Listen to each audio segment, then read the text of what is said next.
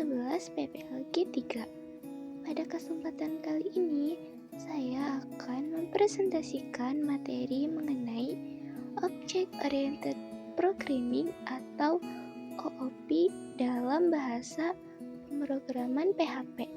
Yuk langsung aja kita ke pembahasannya. Pertama-tama kita kenalan dulu yuk sama OOP. Apa sih itu OOP? OOP adalah pendekatan pemrograman yang menggunakan konsep objek dan kelas untuk mengorganisir kode dengan lebih terstruktur. Manfaatnya itu membuat kode lebih mudah dipahami, dirawat, dan dapat digunakan kembali atau reusable dalam proyek yang berbeda. Terus kenapa sih OOP penting? Karena membantu developer membuat aplikasi besar dengan arsitektur yang lebih baik dan pastinya lebih efisien. Nah, di sini ada kelas dan ada objek. Yang pertama itu ada kelas atau kelas. Adalah template atau blueprint untuk membuat objek. Jadi, kelas ini berfungsi untuk mendefinisikan properti atau data dan metode atau fungsi yang dimiliki oleh objek. Kelas ini sifatnya abstrak dan hanya ada di dalam kode. Contohnya, kelas mobil mendefinisikan seperti apa mobil itu. Kemudian yang kedua ada objek, adalah instansi atau realisasi dari sebuah kelas. Jadi objek ini adalah entitas nyata yang memiliki nilai tertentu untuk setiap properti, yang sifatnya adalah konkret dan ada dalam memori saat program berjalan. Contohnya, mobil adalah objek dari kelas mobil. Selanjutnya yaitu ada konstruktor. Konstruktor adalah metode khusus yang dipanggil otomatis saat sebuah objek dibuat. Digunakan untuk inisialisasi properti objek dengan nilai awal. Nah, nama metodenya itu adalah konstruktor, selalu konstruk. Gitu ya cara penulisannya. Kemudian, waktu eksekusinya itu otomatis dipanggil saat new class nama dijalankan. Parameternya bisa memiliki parameter untuk menerima nilai saat inisialisasi. Dan fungsi utamanya itu untuk menginisialisasi nilai awal dari properti objek. Kemudian di sini itu ada destruktor.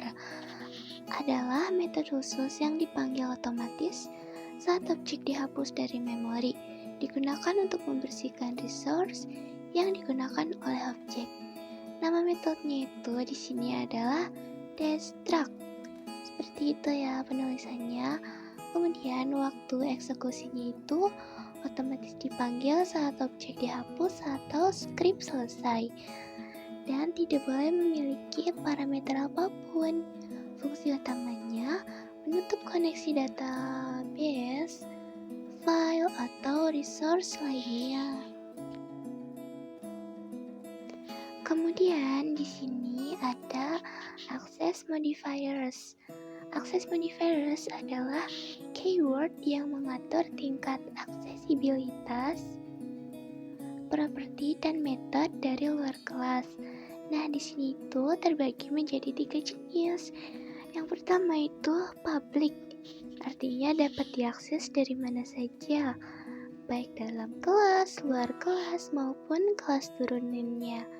Kemudian yang kedua ada protected, yaitu hanya dapat diakses dalam kelas dan kelas yang mewarisinya atau inheritance-nya untuk child class. Yang ketiga itu ada private, atau yang hanya dapat diakses di dalam kelas yang sama. Jadi tidak bisa diakses dari luar ataupun child class-nya. Yang selanjutnya itu ada inheritance. Inheritance adalah proses di mana sebuah kelas dapat mewarisi properti dan metode dari kelas lain. Kelas yang diwarisi disebut parent class dan kelas yang mewarisi disebut child class. Di sini konsep dasarnya ada parent class atau kelas induk dengan properti dan metode umum. Lalu ada child class adalah kelas anak yang mewarisi dari parent. Lalu ada extend adalah keyword untuk menunjukkan inheritance, dan ada reusability digunakan untuk menghindari duplikasi kode. Manfaat inheritance itu, yang pertama, mengurangi duplikasi kode. Yang kedua, organisasi kode lebih terstruktur. Yang ketiga, memudahkan maintenance dan update. Dan yang keempat itu, fleksibilitas dan skalabilitas kode. Nah, di sini saya akan memberikan salah satu contoh implementasi pada codingnya. Di sini saya akan memberikan contoh untuk yang inheritance. Pertama, kita akan membuat parent class-nya dulu. Di sini saya menggunakan kelas animal. Kemudian di dalamnya itu terdapat dua properti, yaitu name untuk menyimpan nama dan type untuk menyimpan jenis hewan. Setelah itu di sini terdapat konstruktor yang digunakan untuk mengisi nilai kedua properti tersebut saat objek dibuat.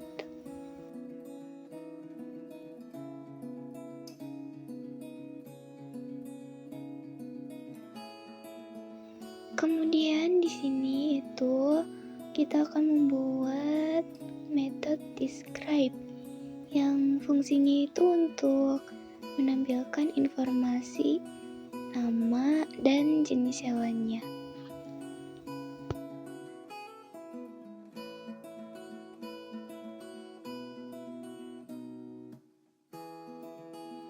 Selanjutnya saya akan membuat kelas cat. Nah, di sini kita tulis kelas cat-nya itu didampingi dengan kata extends.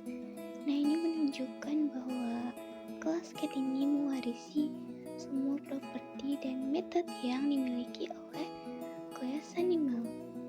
Nah, di dalam kelas cat juga terdapat metode tambahan bernama sound yang digunakan untuk menampilkan suara khas kucingnya.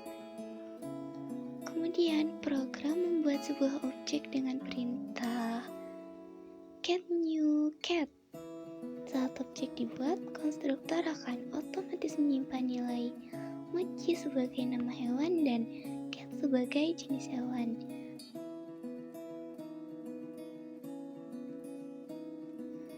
Nah, dari program ini dapat disimpulkan bahwa animal adalah parent class-nya dan cat adalah child class-nya.